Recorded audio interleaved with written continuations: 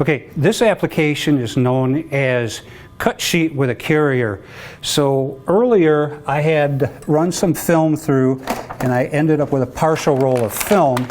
And what I did was, instead of cutting the film and the release liner together, I cut the film and I left several feet of the liner on, which will make it easier for me when I go to thread this into the machine. So here's my liner, my release liner. And what I'm going to do is attach that to the rewind tube. So hold that in place. I have a piece of masking tape. I'm going to twist that into a bow tie so I have adhesive on both sides. And I'm going to attach that liner to the shaft, to the core. And I'm going to wind this up. And I'm going to keep winding until I get to the edge of my film, which is right here.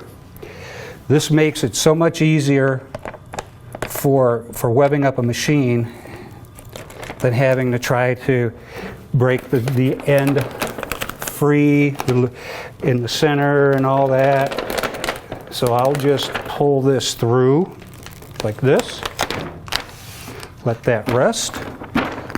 Take up the excess.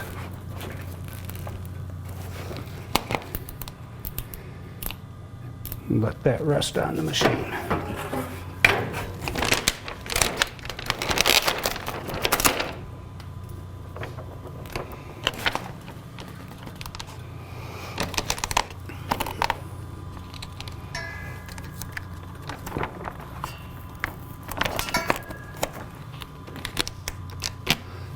All right.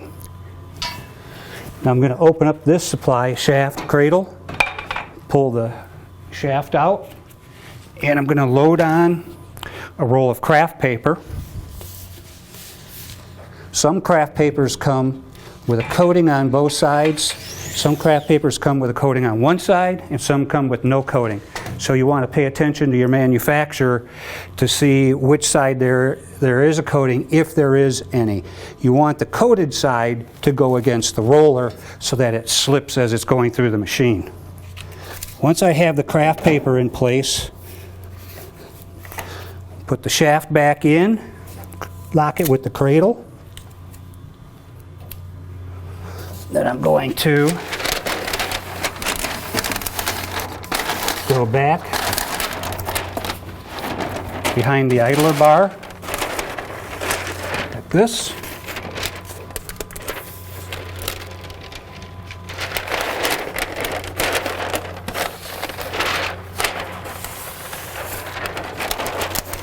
Bring that up, and I'm going to attach it to my film.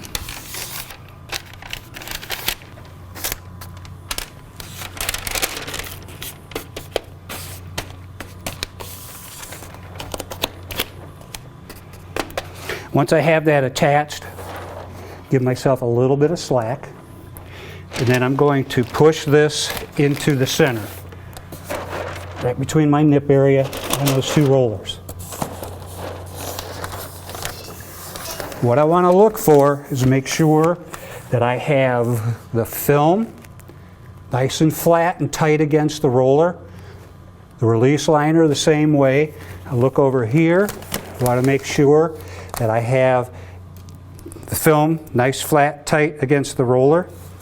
Same with the release liner. And then I'm going to hold that in place, and I'm going to lower that top roller.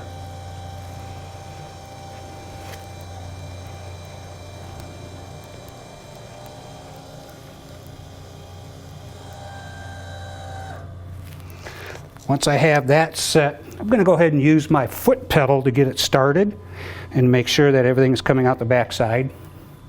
So I'll put this in foot, press the pedal,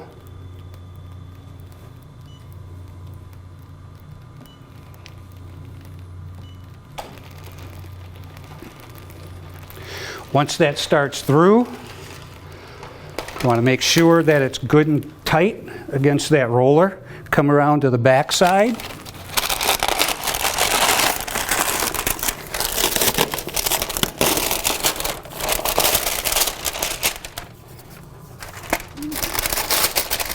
Make sure that it's coming through the machine.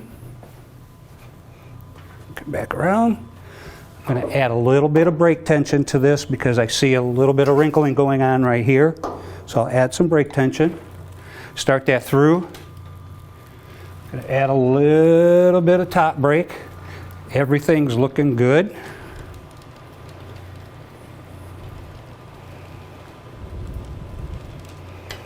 We'll go ahead and stop that.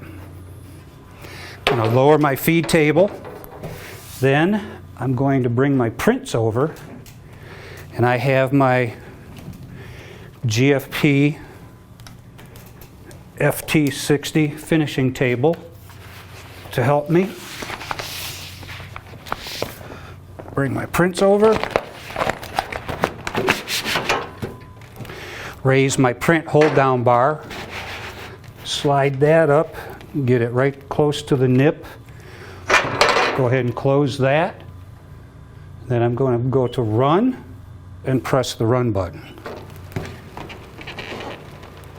Once that starts in, I just want to check again, make sure everything is exiting the machine properly.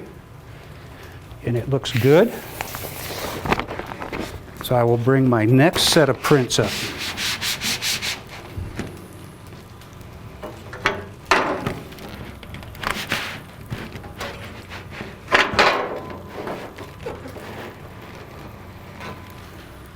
And I'll continue to do that till I've got all my prints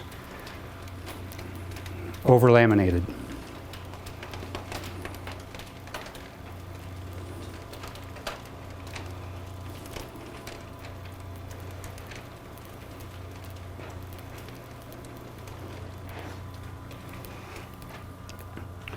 Once that clears, I'll let that run out a little bit farther on the back side so that I have enough to cut off.